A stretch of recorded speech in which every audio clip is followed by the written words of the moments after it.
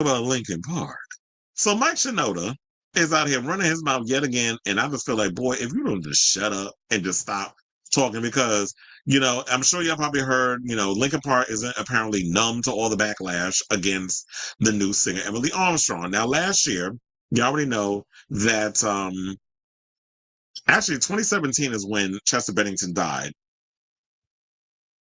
So it's been 8 years. And I will have to say this, yesterday, if y'all did not know this, was the 8-year anniversary of Chester Bennington's unaliving, because, he unalived himself.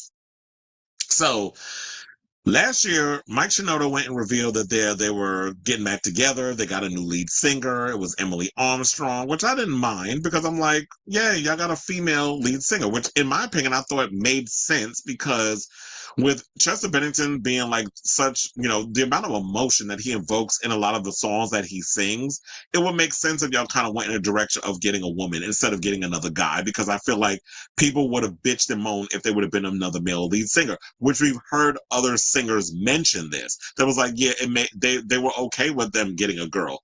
The issue was, well, I don't want to get into that just yet. Let's go into what the hell he said before I give my opinion. So last year, the rock band whose lead singer Chester Bennington died by the S word in 2017 made their return, introducing Emily Armstrong of Dead Sarah to the lineup while announcing plans for a new album. The news was met with joy and outrage, most of which targeted Armstrong. And Linkin Park's Mike Shinoda has a good idea about why, saying there were people who lashed out at Emily, and it was really because she wasn't a guy. This is what he recently told The Guardian. He claimed that fans were used to Linkin Park being 6 guys with the voice of a guy leading the song. He continued, they were just so uncomfortable with what it was that they chose a ton of things to complain about. They're pointing in 10 different directions saying, this is why I'm mad. This is why the band sucks. Now, response to Armstrong indeed varied. While some celebrated Linkin Park's return, others were not happy with the addition. Bennington's mother said she felt betrayed by Shinoda's decision to reform the band without consulting her. And then remember, Chester Bennington's son, that wouldn't be the one that came out as trans, right? Because there was 2 kids, I believe, that we talked about. There was a story about one of Chester Bennington's kids came out as a trans woman, and then there was another one that complained and said something about what my overall belief is that y'all seem to forget the reason why people were bitching about her is because she was a member of the Church of Scientology. I don't know if she's still a part of it, but once upon a time, she was a part of the Church of Scientology. And then on top of that, remember, she was one of the girls that was there harassing one of Danny Masterson's victims when he was accused of R-wording a multitude of women. She and a bunch of other people from the Church of Scientology was accused of harassing one of the victims. So that was another reason why people don't like her. So we're not going to sit up here and make it seem like, oh, the girl. I mean, that's just the easy answer to go with. That is like, oh, because she is the vagina. We don't like pussy. So let's pick on her. That's a baby. That's just a freaking childish answer. That's the easy answer to pick. Maybe there is some truth to it. Maybe there was some people that don't like the fact that you picked a girl. I didn't mind the girl aspect, the fact that y'all went with a different gender. To me, Emily Armstrong has a great singing voice.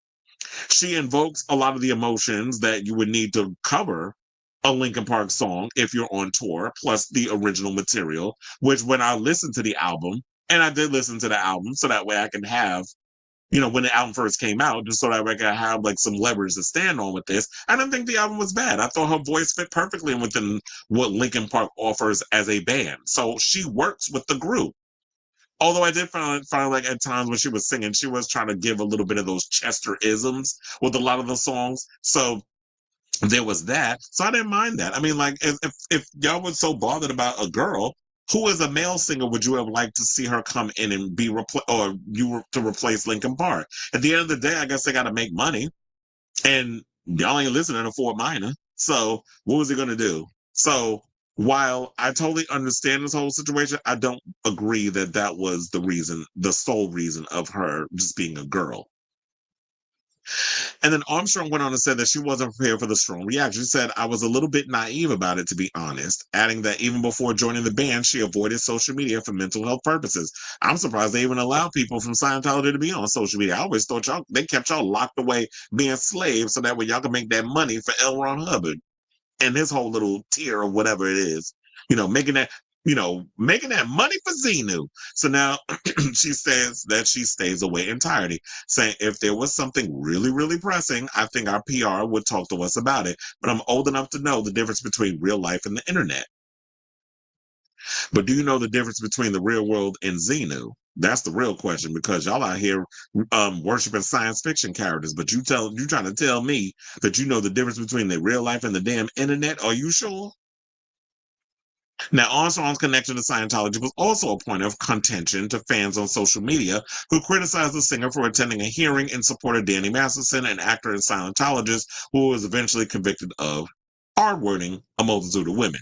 So now, at the time, Armstrong acknowledged the situation in a statement that didn't mention Masterson by name, saying, "Several years ago, I was asked to support someone I considered a friend at a court appearance. So did Mila Kunis and Ashton Kutcher, and went to one early hearing as an observer and a harasser." Don't sit up here and just say that you was observing, like you were sitting in the background just watching, like you was Armand Wiggins at the Diddy trial. Like that wasn't what you was doing, ma'am. You were allegedly out here harassing one of his victims. That's the tea that was actually put out here. Soon after I realized I shouldn't have, I always try to see the good in people and I misjudged him. I've never spoken with him since. Unimaginable details emerged and he was later found guilty. She admitted, "To say it was clearly as possible, I do not condone abuse or violence against women and I empathize with the victims of these crimes." Well, I guess the victims of these crimes would beg to differ because, as I've reiterated a half dozen times already, you partook in harassing these victims and trying to intimidate them to roll back their accusations. Because when you in Scientology, birds of a feather, ask Leah Remini. She done exposed a lot of you hoes in what y'all be doing up in there in the Scientology. Uh, Now, in 2020, Masterson was charged with R-wording 3 women in separate incidents between 2001 and 2003. The That 70s Show actor had one set of his proceedings in a mistrial in 2022 before being convicted on 2 out of the 3 accounts of R-word in a May 2023 trial. Now, Linkin Park is currently touring the world in support of their 2024 album From Zero. Shinoda told the outlet that really good vibes have become the goal of the new shows, saying, "I want you walking away feeling like this was such a wonderful, special, fun night." Now, in the interest of keeping things light, certain songs have been nixed from the set list, including One More Light, the title track from the band's final album with Bennington. He said that's just too sad to play. Oh, it's so nice that you're actually thinking about Chester and all this time, even though his child, who's been calling you out, and Chester's mother beg to differ. So while it's interesting that he's saying all of this, I'm not buying it. Like y'all sitting here, you trying to make it seem like, oh, because she's a girl. It's like I said before, it may be some truth to that in certain situations, but I'm not buying it completely. That is the reason why.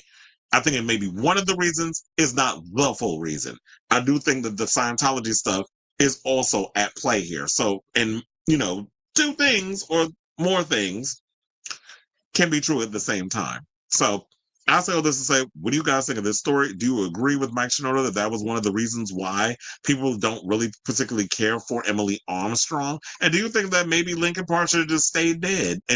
Well, maybe that's a poor choice of words because of Winchester, being dead. But or do you think that Linkin Park should just not gotten back together and they should have maybe just Mike Shinoda should have just started over as a new musical situation? I mean, we've seen this happen before when you had Chris Cornell, who was part of Soundgarden, started Audio, but then again, that's not even a good one either because Chris Cornell took his own life. So, but the sentiment remains the same. Whereas when a band, somebody who was a part of a prominent band leaves, start over as something else. I mean, there was a partnership there. So it wasn't just Chester a part of Linkin Park. He was the singer.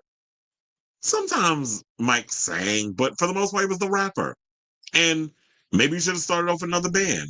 That's not Linkin Park. Came up with a whole new sound, did a whole new thing. Or maybe you should have just pushed more with Fort Minor and stuck with that. Or maybe it was just that ain't enough fans that cared enough about Fort Minor to keep going. So I definitely want to hear from y'all. Whatever your thoughts are, let me know in the comments down below.